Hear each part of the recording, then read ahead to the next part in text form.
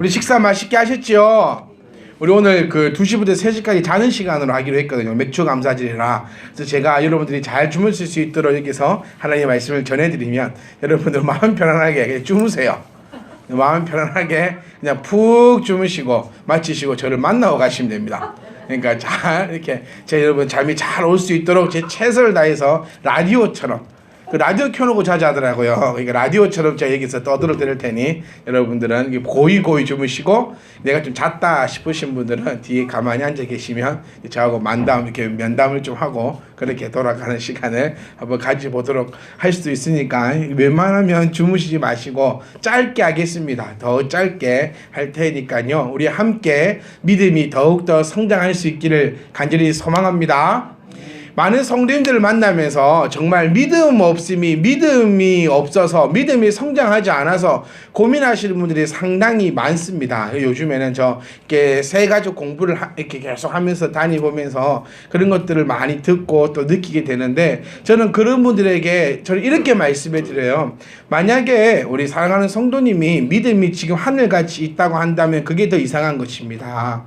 왜냐하면 우리는 하나님에 대해서 알지 못하기 때문에 믿음이 성장할 수 없습니다. 그래서 바울은 우리에게 믿음은 뭐로부터 나고? 들음으로부터 나고. 그래서 여러분 우리 11시보다는 지금 더 여러분의 믿음이 조금은 더 성장했으리라 믿습니다. 오늘 오후 예배도 마찬가지예요. 예배 시간은 내가 말씀을 듣는 것은 내가 이 말씀을 듣고 하나님은 오늘도 조금 더 알아가서 내 믿음이 조금 더 성숙해지면 못 보던 것을 보게 됩니다. 아멘? 그게 은혜예요. 목사가 설교를 하고 능력이 있어가지고 막 성령 받으라 하고 병아 나아라 막 이래서 막 손들어 막 넘어져라 막 이렇게 하면서 성령의 역사가 일어나는 것이 아니라 목사가 오늘도 여러분들에게 하나님에 대해서 말씀해 드리면 여러분들은 하나님을 알게 되고 그 믿음이 또 성장하니 지금까지 보지 못했던 것들을 내가 하나님의 은혜를 보면서 느끼며 그 능력을 또 받아 누리는 그 삶이 바로 성도의 삶이다. 그래서 매일같이 말씀도 하루에 몇 장이요? 더 많이 읽지 마세요. 하루에 딱 한 장만 제발요 몰았다가 읽지 마시고 하루에 딱 한 장만 몰아서 읽으면 목사는 나쁜 놈 됩니다.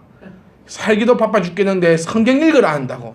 근데 여러분 교회에서 성경 읽으라고 잔소리 해드려야죠.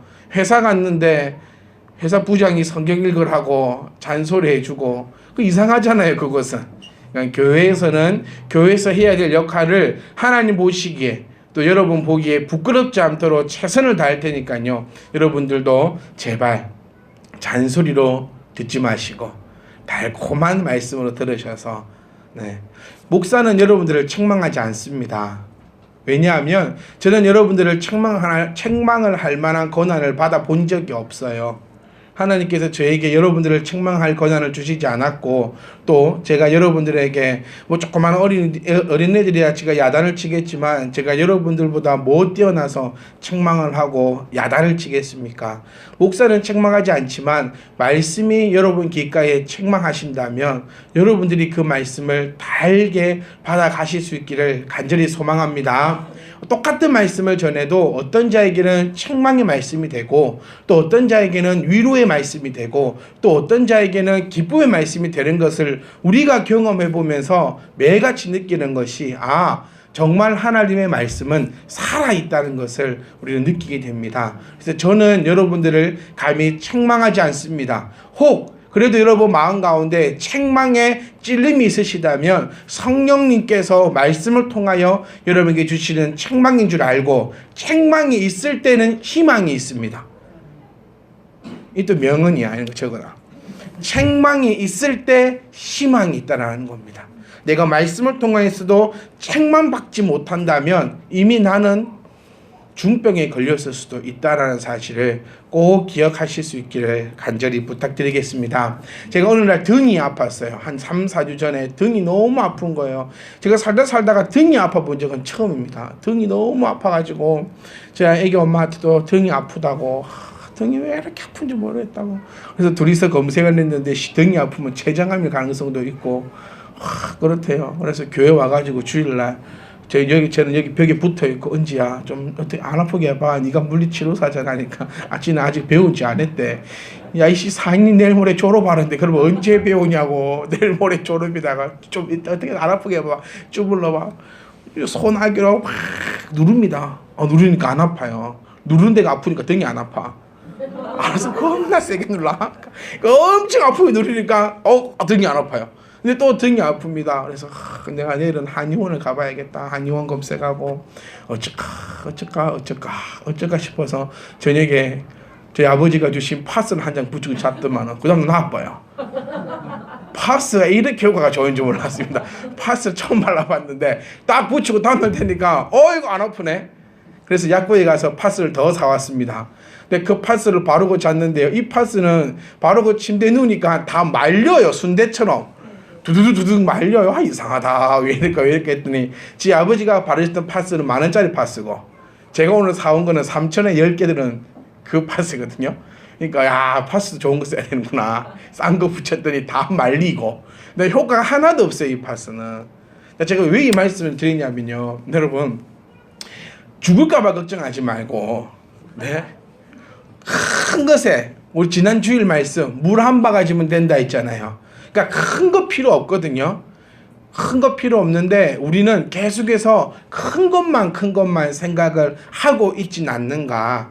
내가 꼭 되돌아보시면서 나의 이 믿음이 오늘도 아무 걱정 염려 없이 조금씩 자라남에 우리의 믿음을 통하여서 하나님의 능력이 여러분 가운데 임하게 될 줄 믿습니다. 오늘 우리는 학개를 볼 겁니다. 우리 이미 학개서를 지나왔습니다. 학개라는 인물에 대해서 우리가 한번 조명해 봤는데 사실 우리 학개, 스가랴, 말라기 이 세 가지 예언책이 너무너무 좋아요. 그래서 오늘하고 천천히 한 2-3주간에 거쳐서 이 학개서에 대해서 우리가 한번 이야기를 나눠보고자 합니다. 제가 등이 아팠을 때 파스 바르면 나을 문제를 만약에 이것을 더 지식이 없어서 진짜 가서 MRI도 찍어보고 막 여러 가지 했다면 아마 돈이 엄청나게 나갔을 겁니다. 마찬가지입니다. 학계에서 우리에게 뭐라고 얘기하고 있는지를 먼저 제대로 알고 있지 못하다면 우리의 신앙은 병들기가 아주 좋습니다. 요즘에 우리 주변을 한번 보십시오. 우리 동네만 해도 한번 보세요. 신천지고 요즘 난립니다. 신천지뿐만 아니라 여호와의 증인, 몰몬교 애들 난리가 옵니다. 여러분 혹시 신천지가 여러분에게 다가와서 성경에 대해서 이야기한다면 첫 번째는 그냥 상종 안 하는 게 좋습니다. 왜냐하면요. 말이 안 통하는 사람이 있어요. 살다가 그런 경험 해보신 적 없습니까? 저는 요즘에 아침에 이렇게 운동을 하거든요. 한 8시쯤 해가지고 한 9시 한 20분 정도까지 걷습니다. 오사카 갈 준비를 하는 거죠. 가가지고 뚱뚱해서 못 걷는다는 말을 또 돌릴까 싶어가 청년들이 내년에는 데리고 가니 안 데리고 가니 막 그럴까 싶어서 내 민폐가 되지 않기 위해서 열심히 걷는 중에 있는데 걷다가 그 개를 한 마리 봤어요. 개를 풀어놨더라고요. 풀어놨는데 이 또 개도 말을 잘 듣는 개가 있고 안 듣는 개가 있잖아요. 주인이 오라 하면 오는 개가 있고 근데 저 멀리서 보고 가는데 주인이 아무리 불러도 개가 안 와요. 말을 안 들어요. 근데 또 제가 그 엊그저께 TV 뉴스에서 개한테 물린 소년 막 풀어놓은 개 때문에 또 난리. 또 저희 집에 저희 같이 사는 사람이 개를 상당히 무서워합니다. 그래서 지나가다가 그냥 아저씨 개 좀 묶고 다니세요 이렇게 말을 정말 상냥하게 말했거든요. 저한테 막 가음을 지릅니다. 자기가 책임진다는 거야. 하고 저 아저씨 책임을 지고 안 지고를 떠나서 아이들도 다니고 하는데 개는 좀 묶고 다니면 좋지 않습니까? 아니 자기가 일을 하는데 뭔 상관이 어찌저찌하면서 그래서 자기는 개가 더 좋다는 거 사람보다. 사람은 이러지 않는다. 개는 자기한테 이렇게 하지 않는데요. 사람만 자기한테 이런대요. 알겠습니다. 하고 그냥 길을 지나오면서 제가 느꼈던 생각이 우리도 말이 안 통하는 사람이 되면 안 됩니다. 말이 안 통하는 사람. 하나님이 있다 하면 없는 것 같으면 왜 없는지를 이야기해 주라고. 근데 무조건 있잖아요. 무조건. 우리 사랑하는 성도 여러분, 말이 안 통하는 사람이 되지 말고 사람은요 말이 통하니까 사람입니다. 아멘. 사람의 본분은 하나님을 경외하는 것. 그러니까 말이 통하는 사람, 그런 사람이어야지 믿음은 들으면서 자라는 겁니다. 근데 딱 말이 안 통하는 사람, 제발 우리는 그런 자들. 그러니까 신천지 애들 만나면은 말이 안 통해요. 그래서 말을 안 하는 게 좋고, 그래도 내가 진짜 정말 내가 어쩔 수 없는 상황이라서 말을 해야 될 경우가 되면 다 이렇게 물어보세요. 그러면 창세기가 누가 언제 어떻게 무엇을 왜 써졌냐고. 이해하십니까? 우리 성경 공부 시간에 다 배웠잖아요. 이렇게 해놓고 내가 말 못하면 안 돼요 이제. 예? 그러니까 쉽게 얘기하면 어떤 아줌마 창세기가 왜 쓰여졌습니까? 누가요? 어떤 목적으로? 이렇게 얘기하고 들어가면 그 애들 말 못합니다. 왜냐면 한 구절만 가져가기 때문에. 예언서가 상당히 중요합니다. 하나님은 예언서를 통하여서 우리에게 하시고자 하는 말씀이 분명히 있는데 그들은 그 말들만 뽑아내서 우리를 공격하거든요. 그래서 저는 학개서에 나와 있는 이 하나님이 학개를 통해서 정확하게 우리에게 무엇을 말씀해 주고 싶어 하는가부터 한번 살펴보자고요. 내가 알면요, 쟤들 나한테 얘기해도 무슨 소리 들리냐면요, 쓸데없는 소리를 들려요. 근데 내가 모르잖아요. 모르는데 듣잖아요. 와, 신기하네? 이렇게 들립니다. 그러니까 내가 아느냐 모르느냐 요 차이가 있으니까 우리 모두는 오늘도 알아서 믿음이 더욱더 성장할 수 있기를 부탁드리겠습니다. 학개, 스가랴, 말라기 요 세 명을 한 세트로 묶어야 됩니다. 이 세트로 왜 묶냐면은 요 세 선지자는요, 예루살렘에 지금 들어오고 나서 바벨론 포로 시기가 끝나고 예루살렘에 들어와서 성전을 짓고 있다가 중단됐을 후에 나타나는 세 명의 선지자가 바로 이 학개, 스가랴, 말라기입니다. 특히 학개와 스가랴는 성전 재건 사업이 중단되었던 16년 동안 활동하고요. 이 말라기는 성전이 다 지어지고 난 후 100년 뒤에 나타나서 사역을 했던 사람이 바로 이 말라기입니다. 이 세 사람의 공통적인 말이 뭐냐? 그러니까 학개서, 말라기서, 우리 스가랴서 이 세 가지 예언서에서 우리에게 말하고자 하는 그 중심 내용은 바로 예배의 회복입니다. 이 세 가지 선지사가 갖고 있는 것은 바로 이 예배 회복입니다. 자, 오늘 우리 이 학개서는 세 가지의 설교로 이루어져 있는데 오늘은 첫 번째 설교에 대해서만 한번 살펴보려고 합니다. 자, 이 당시의 상황, 지금 이 당시가 어느 상황이냐면요, 1장 1절에 제가 좀 쉽게 풀어서 말씀드릴게요. 페르시아 왕 다리우스 1세 왕이 이름이죠. 그러니까 페르시아의 왕, 지금 우리 성경에는 다리오 왕 제2년 6째 달, 곧 그 달 초하루 이렇게 되어 있습니다. 상당히 어려운 말을 편리하게 한번 바꿔보면 페르시아의 다리우스 1세가 왕을 하고 있는 2년 6월 1일 예언자 학개에게 하나님께서 말씀하신 겁니다.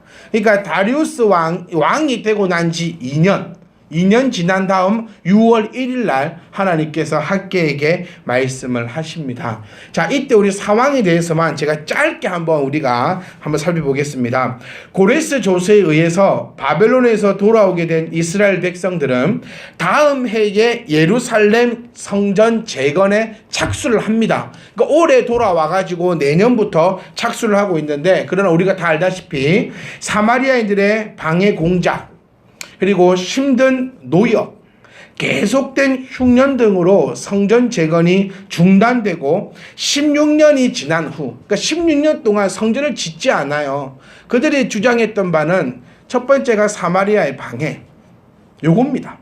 근데 그 속내를 알고 보면 심한 노역, 그리고 흉년으로 인해서 자기네들이 너무 힘들다. 그리고 또 이렇게 얘기합니다. 때가 아직 멀었다. 그럼 이 때가 무엇인가 우리가 한번 살펴보면요, 예레미야는 바벨론의 포로 생활을 몇 년 할 것이다 라고 예언하지요. 그렇죠. 70년 동안 바벨론에서 포로 생활을 할 것이다. 대답해 주셔서 너무 감사합니다. 네, 70년 동안. 그런데 그들이 계산을 이렇게 합니다. 어떻게 계산을 하냐면은 예루살렘이 파괴된 해부터 지금까지를 계산합니다. 즉 예루살렘은 파괴가 BC 536년경에 파괴가 되고요. 그리고 지금은 BC 586년입니다. 그러니까 대충 빼게 해봐도 70년이 아직 안 됐어요. 그러니까 아직 70년이 아직 안 됐으니까 성전은 아직 짓기가 무리다라고 자기네들 스스로가 그렇게 계산을 했습니다. 그런데 정확하게 성경을 보면은 진짜는 뭐냐면은 바벨론 1차 침입이 605년입니다. BC 605년이요. BC 605년에 1차 포로 1차 침입부터 수를 센다면 70년이 훨씬 넘고도 남은 해입니다. 그러니까 이들은 지금 무엇 때문에? 자기들이 힘든 것 때문에 자기 배를 먼저 채우기 위해서 성전 건축을 중단합니다. 그러니까 보세요. 하나님께서 이스라엘 백성들을 예루살렘으로 귀환시키신 이유가 뭐냐고요. 하나님께서 오늘도 우리에게 생명을 주셔서 우리가 이렇게 하나님을 예배하게끔 하신 그 이유가 있다는 겁니다. 모두가 그 이유에 맞게끔 돌아가야지만 이것을 질서라고 얘기할 수 있는데 이 이유와 맞지 않게 돌아가게 된다면 질서가 파괴된 것이죠. 자, 이제 끝내겠습니다. 너무 주무시네요. 눈 감으신 분은 아무도 없으나 눈 뜨신 분도 안 계십니다. 이게 무슨 말인지 아시겠습니까? 눈은 다 뜨고 계십니다. 네, 눈은 다 뜨고 계시나 그 검은 동자가 계속 이상해지고 있는 것을 느낍니다. 자, 하나님께서 이들을 예루살렘으로 복귀시킨 이유는 성전을 건축하기 위함이었는데 이들은 하나님과 뜻과 다르게 자기 집의 건축에만 목숨을 겁니다. 자, 그래서 하나님께서 첫 번째 나타나신 것에 제가 말씀해 드리고 마치려고 합니다. 자, 하나님께서 제가 성경을 좀 쉽게 적어봤습니다. 성전이 무너졌는데도 너희는 너희만 잘 꾸민 집에서 살아가겠느냐? 너희가 지나온 날을 잘 돌이켜보아라. 너희는 심어도 먹어도 마셔도 입어도 돈을 벌어도 구멍난 주머니에 넣는 꼴이었다. 너희는 풍성함을 기대했지만 얼마 지나지 못해서 얼마 거두지 못했고 그나마 그걸 집에 가져와도 내가 흩어버렸다. 왜 그랬는 줄 아느냐? 내 집은 무너졌는데 너희는 각자 자기 집 일에만 바빴기 때문이다. 그래서 나는 하늘은 이슬을 그치게 했고 땅은 수확을 멈추게 했다. 내가 땅과 산과 새 포도주와 기름과 밭에서 나는 것들과 사람과 짐승 등 너희가 애써서 기른 온갖 것 위에 가뭄을 내렸다. 그러니 이제 너희는 산 나무를 베어서 성전을 지어라. 그러면 내가 기쁘게 여기고 그곳에 내 영광을 드러내겠다. 라는 말씀이 우리 학개에게 첫 번째 주신 하나님의 말씀이었습니다. 오늘도 여러분에게 하나님께서 끊임없이 말씀을 주셨습니다. 그리고 일주일 동안 삶 가운데 우리의 평생의 삶 가운데 하나님께서 우리에게 그 말씀을 주실 겁니다. 그리고 찔림이 있고 뜨끔한 것이 있겠죠. 그때 우리는 이 하나님의 음성에 이 하나님의 경고에 무시하지 않는 저와 여러분 되시기를 부탁드리겠습니다. 스룹바벨과 여호수아 남아있는 백성들은요, 이 학개를 통해서 나타나는 하나님 말씀에 순종했습니다. 그리고 다리우스 1세 2년 6월 24일 다시 건축을 시작하게 되었습니다. 이게 첫 번째 설교의 내용입니다. 제가 여러분과 나누고 싶은 건 이겁니다. 사랑하는 성도 여러분, 하나님이 우리를 만드신 그 목적이 있습니다. 하나님이 우리를 이곳에 둔 목적이 있습니다. 우리 오전에 같이 나누었던 그 말씀대로 하나님 앞에 나의 생명을 드릴 수 있기를 간절히 소망합니다. 나의 배부르는 것, 내 집을 채워 넣는 것이 우선이 아니라 하나님의 것을 먼저 신경 쓰고 하나님의 것을 먼저 우선시할 때에 하나님께서 우리에게 귀한 거 부어주신다는 것을 잊지 않으셔야 합니다. 우리 요즘에 나라가 가뭄입니다. 가뭄을 보면서 참 느끼는 것이 무엇입니까? 내가 할 수 있는 것이 없다라는 거죠. 우리 집사님 그 말씀하셨어요. 비가 와야 될 때는 안 오고 안 와야 될 때 온다고. 그때 할 방법이 없습니다. 진짜 방법이 없어요. 지금 학교에서 나타난 하나님도 그겁니다. 너희가 심었는데 못 거두지 않았냐. 그래도 그 힘들게 거둔 거 집에 가져갔더니 다 흩어지지 않더냐. 날이 가물지 않더나. 너희 흉년이 일지 않더니. 너희 가정이 힘들지 않더니. 왜 모든 것이 잘 안 됐는 줄 아느냐. 너희는 나의 집을 짓다가 그만두고 왜 너희의 집을 배부르게 만들려고 노력하느냐. 그래서 내가 화가 났도다. 사랑하는 성도 여러분, 하나님의 집을 짓다가 지금 멈춘 거 혹시 있지 않습니까? 하나님의 거 지금 내팽겨치고 혹시 내 거 어떻게 하려고 지금 하고 있는 거 있지 않습니까? 저는 모릅니다. 하지만 하나님과 여러분 알 것입니다. 얼른 그렇다면 오늘 주시는 이 말씀을 학계를 통하여 하나님의 음성으로 알고 순종했던 스룹발벨과 제사장 여호수아 그리고 그들의 백성들처럼 여러분들 또한 오늘 이 말씀을 들으시고 내려놓으시고 하나님의 성전을 먼저 지을 수 있는 거룩하고 복된 성도의 삶이 되시기를 주의 이름으로 간절히 부탁드립니다.